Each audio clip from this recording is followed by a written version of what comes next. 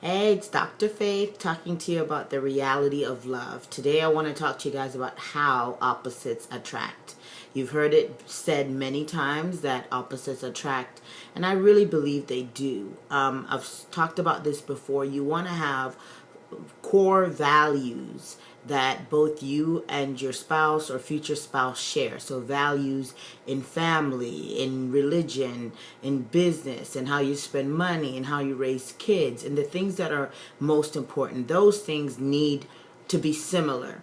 They have to be in order for you guys to mature as a married couple, as well as raise a household in a stable home.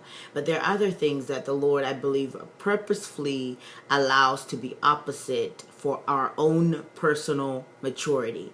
And so a lot of times the physical qualities that we think of our spouse, the person we end up marrying, ends up being gorgeous or very handsome, but the total of opposite of what we thought. Or where they're going to be from, or the things that they're going to do. A lot of times it's a little bit different than how we could have written it. And part of it, I believe, is that God uses our differences to mature us. And so oftentimes you'll have someone who's very decisive come together with someone who's very indecisive, and it can be friction, or it can be used to bring you closer together. You have someone who's very neat with someone who's not so neat. You have someone who's very controlling with someone who's very free. The Lord allows, I believe, for people, especially people who've prayed and they heard that this was the person that they're supposed to be with or they can be with, He allows you guys to come together so that you can be perfected and you can be matured. I always say nothing grows you up more than a relationship. Having to be selfless, having to be giving, having to understand another person's perspective, all those opposites allow you guys to come together. There's also, simple opposites, like one is a musician and the other is a scientist, things like that.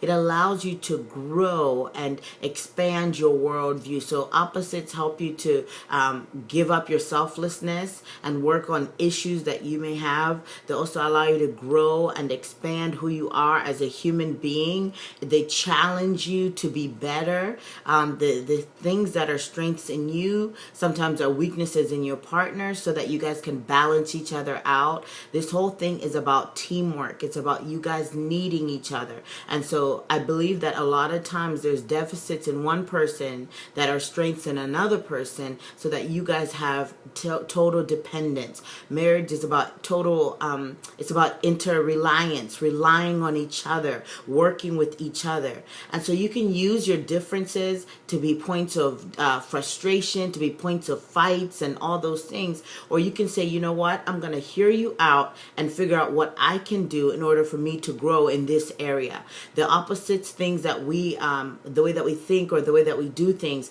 how can we come to a conclusion, or how can we come to an agreement? And if not that, allowing the person to be who they are. Do not go into this trying to change them and saying they need to be like me.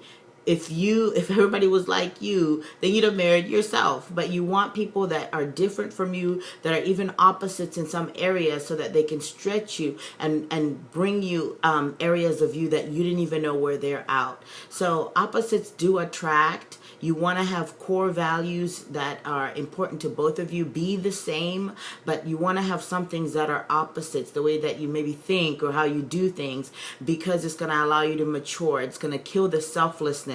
It's going to cause you to be holy. It's going to teach patience. It's going to give you just a bigger and better worldview with having someone who's different than you.